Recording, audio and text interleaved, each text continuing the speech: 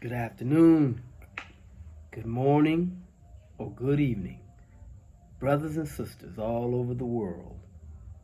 Whichever part of the day this message finds you, all over the world.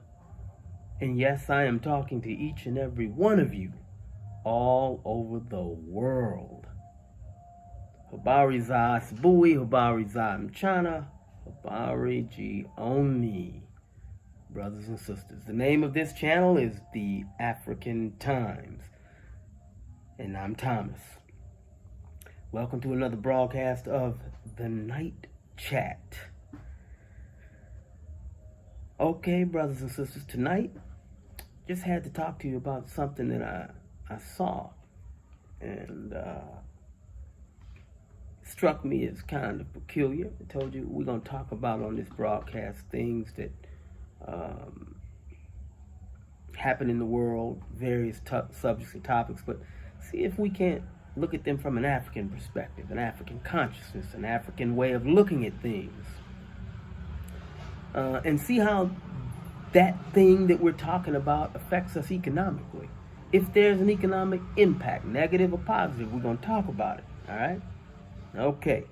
Now, I just want to talk to you a little bit about an interesting video I saw as I was looking on the YouTube world of videos, and I ran across a video by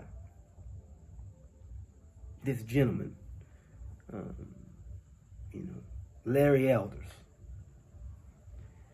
and he was talking about how I think he was saying, Brother Denzel Washington is the only actor who speaking out and got it right about racism. Okay. He said that, and so that struck me as kind of interesting. So I listened to it, a little bit of it. I listened to the comments that I think in the video, Brother Denzel was making comments about racism, and he was saying something to the effect of, and I'm not quoting, I can't remember exactly, so I'm just kind of paraphrasing what I remember. You can look it up, so I want you to be aware that I don't remember exactly what he said, but it said something that it's a system that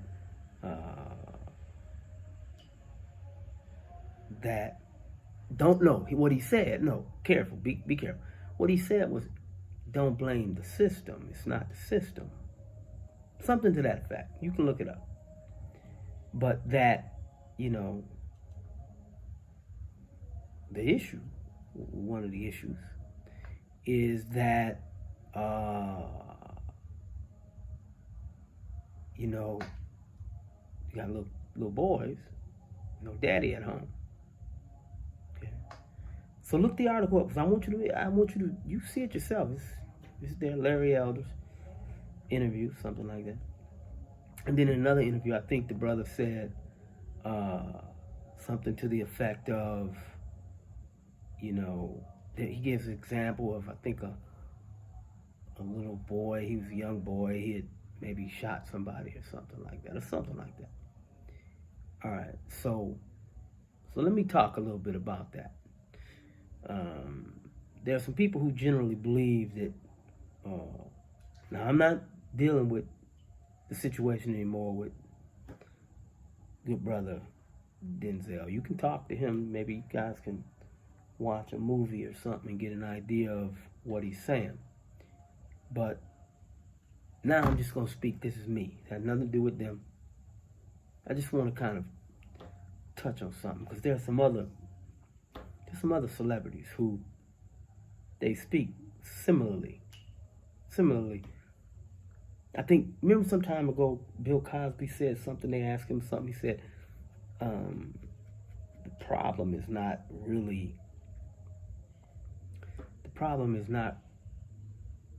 racism or anything like that, or a system, or it's not a group of people trying to do something bad to black people. It's the gun, something like that. And again, you look it up. I don't get off into that. Generally, that was the gist of it. You look it up. Feel free to do that. I hope that you do.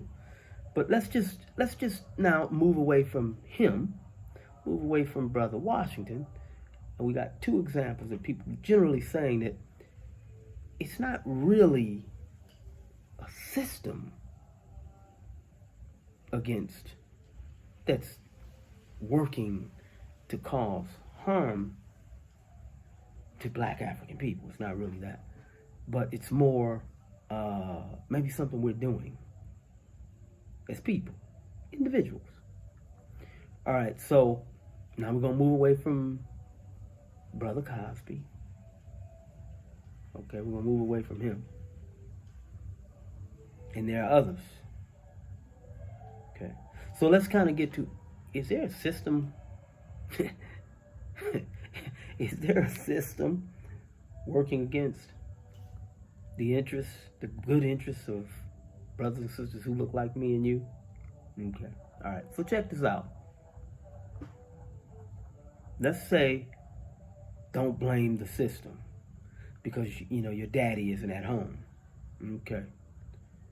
You guys remember there was a social welfare system, social welfare system in the United States with rules, regulations, and policies that stated that the man couldn't be in the home. Do you remember that? Look it up. Now, I'm not really sure if I'm making a mistake here, because it's a social welfare system. Social welfare system. Governmental system. The government itself is a system. Okay. Now, okay, well then if you say that, you know, the government had to do that because they weren't working and they weren't taking care of their children. Okay. When they got brothers and sisters, if slavery is real, I don't know, it tells so many lies, I just don't really know. But let's just say if slavery was real, and let's say something like that actually happened, there was a legal system in place with laws, rules, regulations designed to prevent freed African people from gaining full employment. Now, be careful, understand what I said. I didn't say there were 10, 12 individuals who worked by themselves to stop Africans who were recently freed from getting jobs. I didn't say that. I said there was a legal system. Now, you don't have to take my word for it because the laws, rules, regulations, they're still there for you to go see, to go read. You don't have to take my word for it. They're there.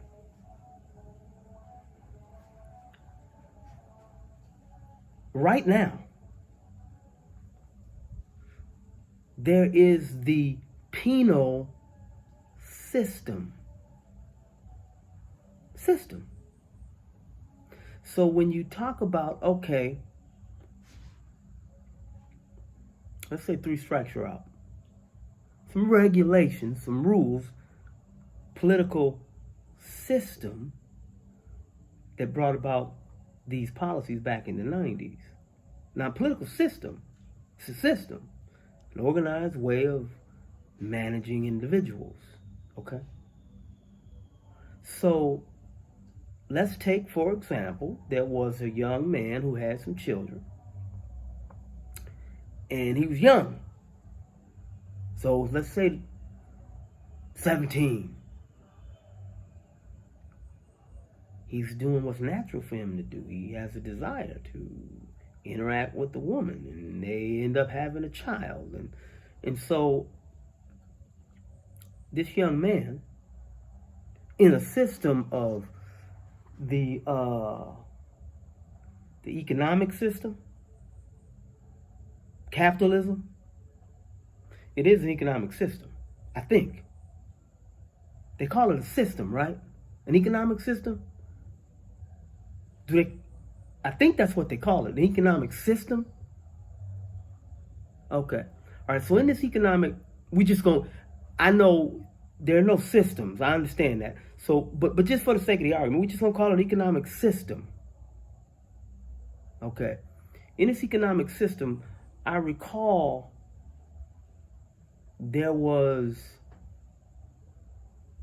legislation and rules passed many years ago.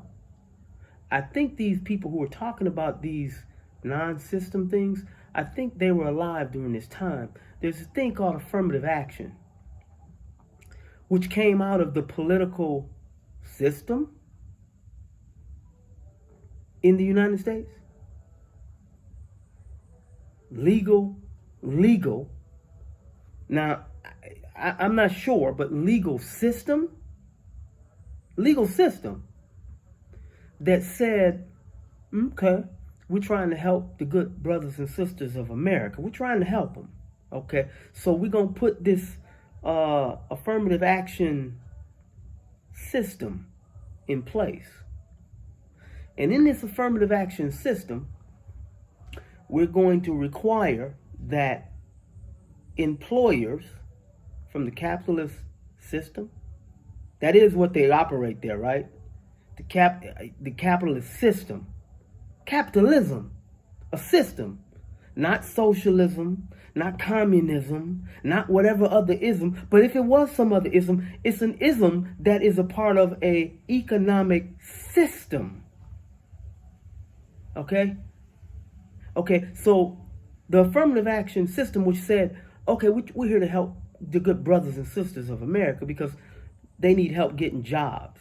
Now, the reason they need help getting jobs back then, there were jobs. But the reason these people needed help getting jobs is because there was a system in place to prevent them from working. And so a system was created to circumvent the system, which is helping them, stopping them from getting jobs. So this affirmative action system, which is a part of the political system, which is a part of the economic system,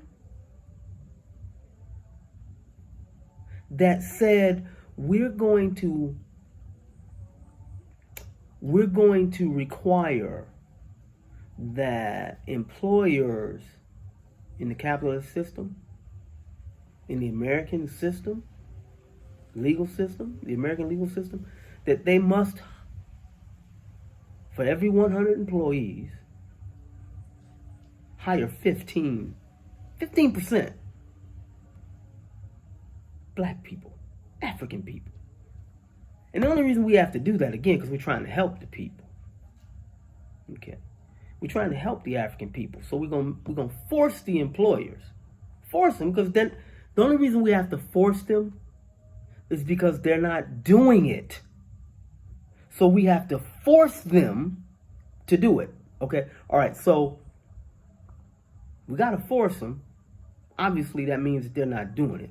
But we're going to force them. Okay, now all that sounds real good. We're going to force them to hire for every 100. We're going to hire 15. 15 of the 85. It's 85 of them that'll work. But we're gonna say 15. Okay, now cool. I understand that. Those people, they're smart people. They understand. They have to take care of home first. They got to take care of themselves. No problem. But you do remember when I first started this talk, I talked to you a little bit about the Reconstruction. The laws that were of the political system at that time, the legal system at that time, and how that Reconstruction, all those laws, were really designed not to help the good African brothers and sisters who were just freed. Because remember, they wanted to help them by freeing them. But then this legal system then prevented that, circumvented that, created barriers to that. Now that was, what, 150 years ago? 200 years? Whatever, it don't matter. Okay, now that's back then. Now, I was a kid back in the, what, 70s? 70s? Okay. So 1865 or something. 1965. 100 years. Miyamoja. Right? You still have this political system, this legal system preventing barriers. Now remember, in the example I just told you, it's a young boy. He just had, he's 17, got a baby, but he can't get a job. And I'm not making that up. This is the history these people have put out there. So the affirmative action said, we're trying to help you, so 15 people. You got to hire them, 15 people. Now, we're going to talk later about propaganda, but I'm going to give you a taste of it right now. You see, the presentation of that material, we want to help you, so employers, we're making you hire 15 of these people. It sounds like the people who putting forth that legislation really have your best interest at heart, because they're saying you got to hire these people, and we're trying to help these people. Propaganda. Propaganda, a way of presenting information so that you look like hero. Come to save you, come to help you. But you know there's another side of that. But they never mention this part of it. Do you understand? If I tell you that you have to hire 15 people, what I'm telling you is all you have to hire is 15. And if you're reading the information properly, because you really didn't want to hire 15, remember? That's why we had to put the legislation in to force you, and also to keep them quiet, because we got to do something for them, because there's too many of them. If we don't hire them at all, then we're going to have other problems we got to deal with. It's going to end up costing us money and all of this, and so we got to do something. So you see the switch? Not you hire 15 because we want you in good. No, you only have to hire 15. That's it. Don't hire any more than that. Only 15. And if you do that, we'll give you these tax incentives of this, and we won't bother you. Do you understand? Now you got one action. The policy created by the political system, using its other wing, the legal system, to put together a program designed to make you and me and people who look like you and me think this system is here to help us. Now that's the presentation of the material.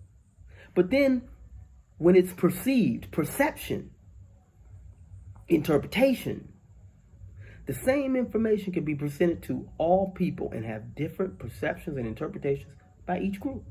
So the dominant group, W's, the dominant group sees it, hey man, look, just go on and hire 15 of these people. That's all you got to hire is 15 of them. That's it. That's all you got to do. I know. Just do it, okay? All right. Okay, man. Now.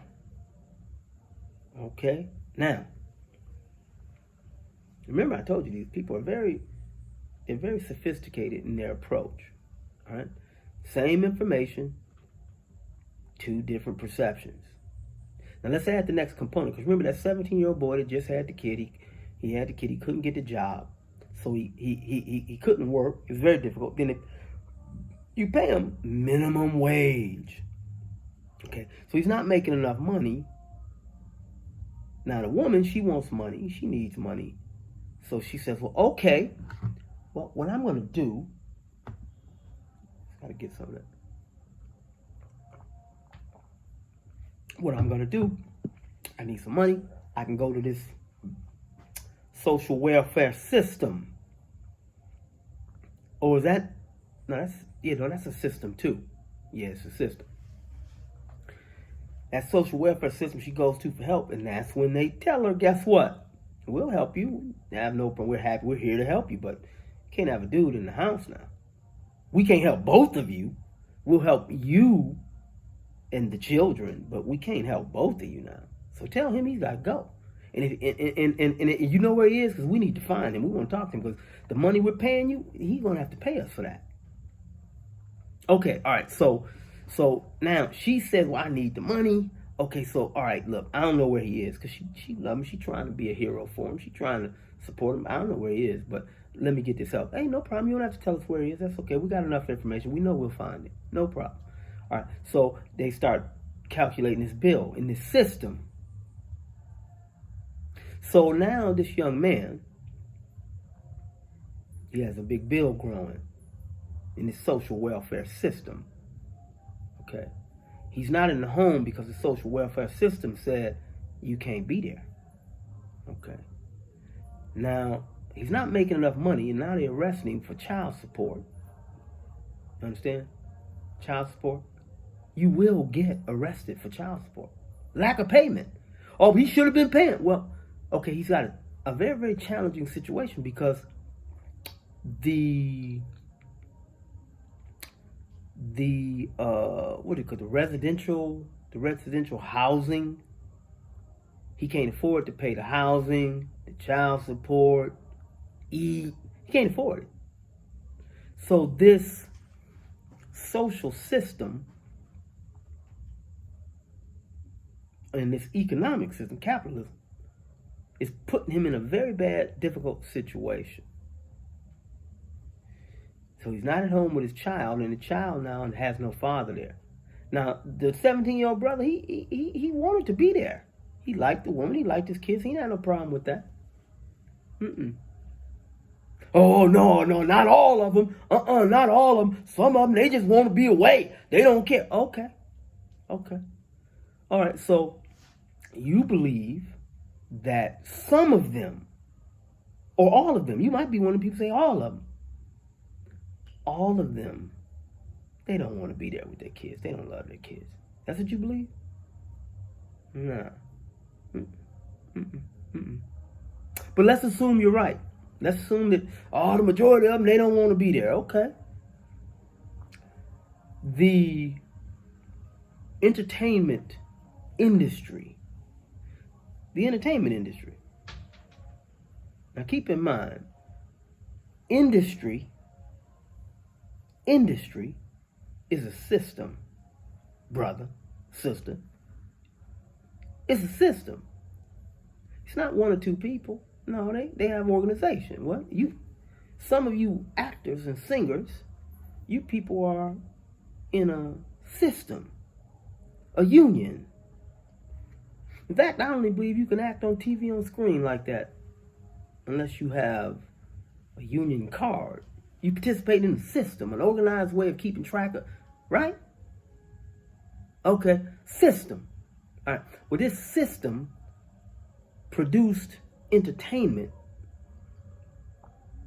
that helped make, in our example, this 17-year-old boy, help put in his mind certain values and morals. Of course, maybe you don't believe that. Maybe you think he just makes it up on his own. Society is over there. The films that you make and the records that you make and all of these things, they don't have any impact on the children, on the minds of the adults. So, but let's just assume that, for the sake of argument, that the videos did have some impact. The movies, they had some impact since you say that he's supposed to be doing it on his own. Everybody, they just told many of them they don't even want to do it. Well, let me explain to you. Remember the black exploitation period? That's what they called it. I didn't call it. That's what they called it. Black exploitation. Do you hear that? Black exploitation produced phraseology, whatever, out of the media in the social system. So they produce these series of films that feature, highlight, promote images of our African American men being pimps in the 70s and, diamond in the back, sunroof top, digging the scene with the gangster link. Remember all that? So you get a boy growing up, he watching this, he think, well, let me try to do that to make some money. That looks cool. Then in the 80s, in the 80s and 90s, you got the drugs. Being a gangster. We didn't do that. We didn't make that up. We didn't say that that's what we wanted. Nobody knocked on your door and came to you and said, okay, I'm Nielsen Ratings. What do you want it to be? You want to be gangster? What do you want to be called? You want to be loved? What do you want to call you? What do you want to call it? They didn't do that. And the people in the television industry, record industry, movie industry systems came up with these strategies, these images that they were going to promote. So, no, brother, we don't have a bunch of, and sister, we don't have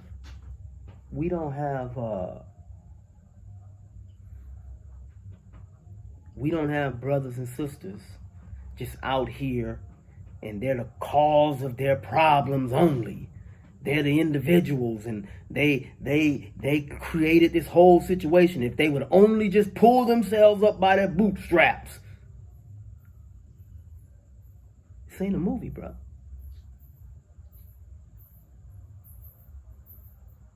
It's not a movie. It's not a record. It's not a video. No, there are a group of people out here. Brother, who have intentions that are not good for people that look like you and me and our children and all the family values that they come before us and tell us on these little 30-second spots will not change the overwhelming number of images that they put on television, radio, magazine, print, movies. They're creating individuals through their various media. Many of you participate in that. I once did. You understand? It's like you haven't you noticed, man, let me tell you something, man. You drive down the street, you tell people they can't drink and drive, and then you put alcohol in the gas station. Then you drive down the street, you kill somebody, and they arrest you and blame you. So listen, I'm gonna end it here, but I just want you to know something, people, brothers and sisters. I'm not playing. This is not.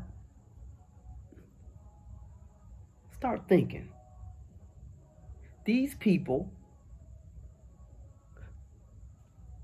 through propaganda, have tools in their toolbox, and some of these tools in the toolbox are individuals,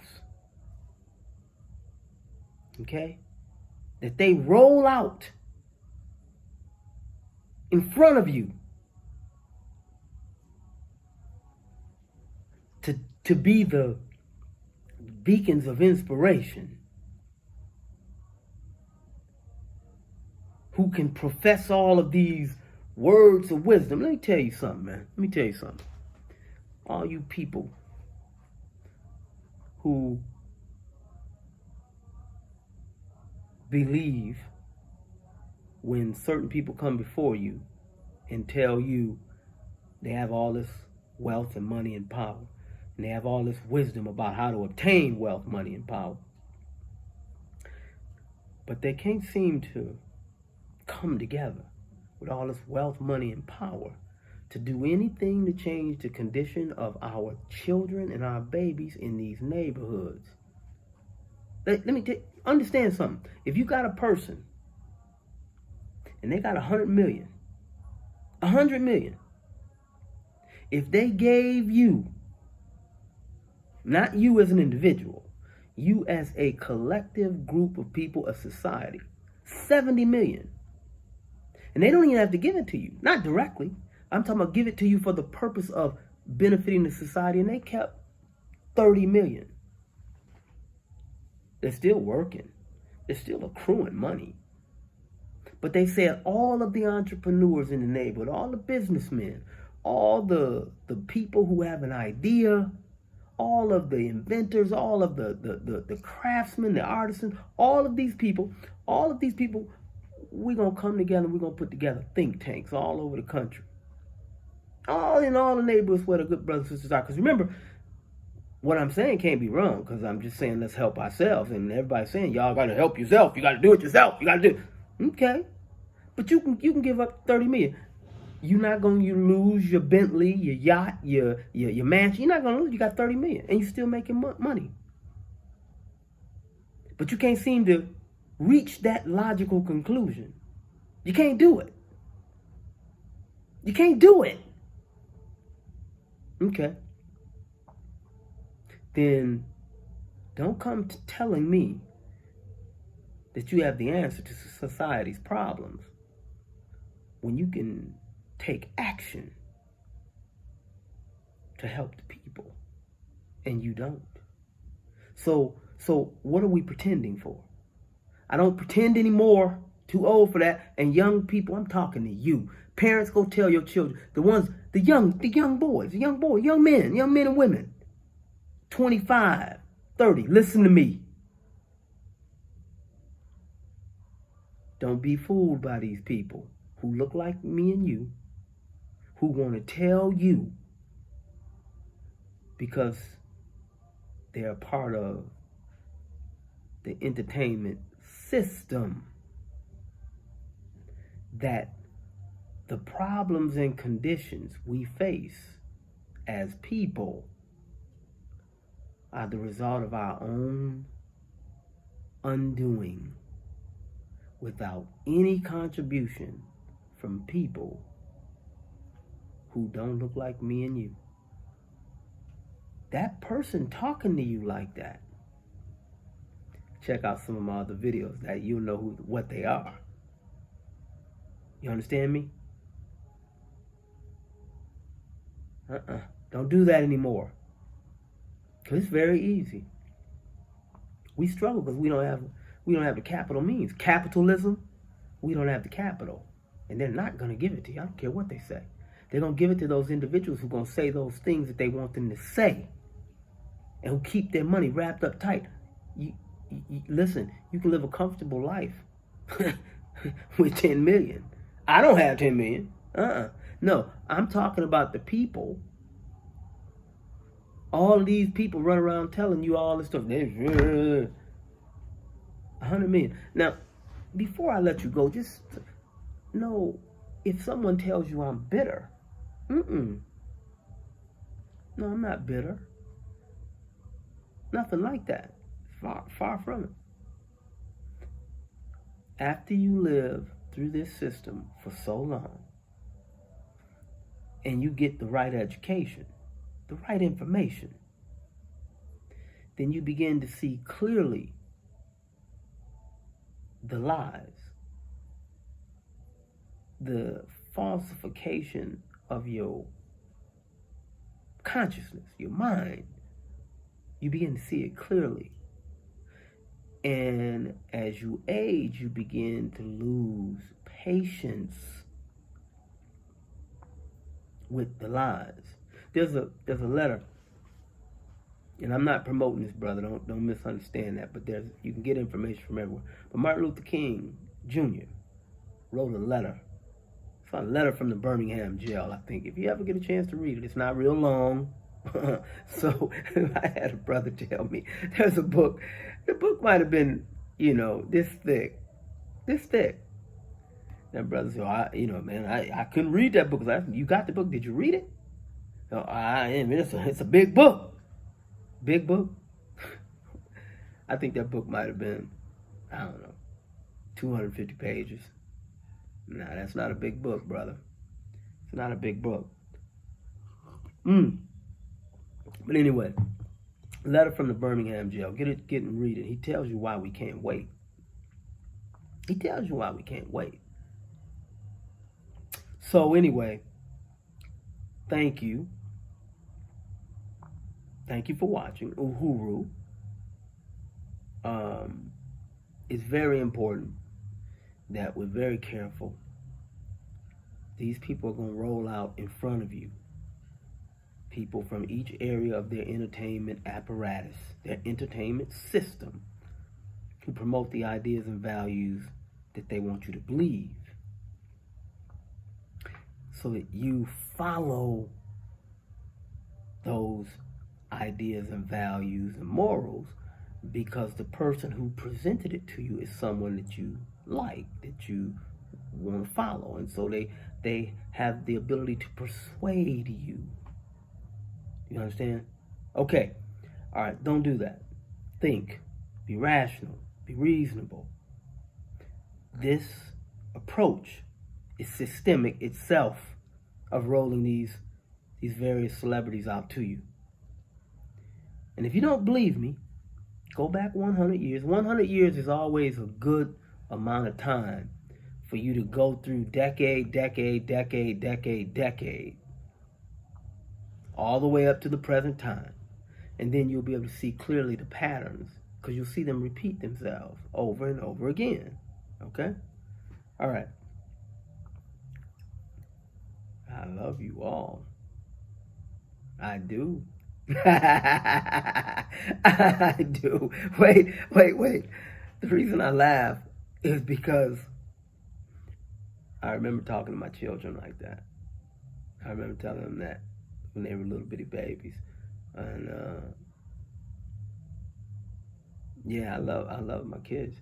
But like I said, all of the kids over the world, they're my kids. I love them. And you gotta love them. And we have to love them enough that we tell them the truth. Because we got a very serious situation on our hands. It's a very serious situation. And to keep acting like it doesn't exist is much like I was telling you in a previous video. They take a frog. You got a pot of boiling water. You drop the frog in it, the frog can go bloop and jump out. This is just an example of a story they tell. The point of it is that if you put the frog in hot boiling water, the frog can react quickly, decisively, and prevent himself from entering into danger by jumping out of the pot and water, because the frog has web on his feet. But if you take the frog and you put the frog in the pot first with cool, comfortable water, and you turn the heat up slowly and slowly and slowly, the frog is comfortable, flapping around, having a good time, enjoying the entertainment. And then eventually, before the frog knows it, by the end of the movie, the frog is boiled to death. All right? So, I love you all. Mosquitoes are out here. Remember, night chat. Uhuru. Uhuru.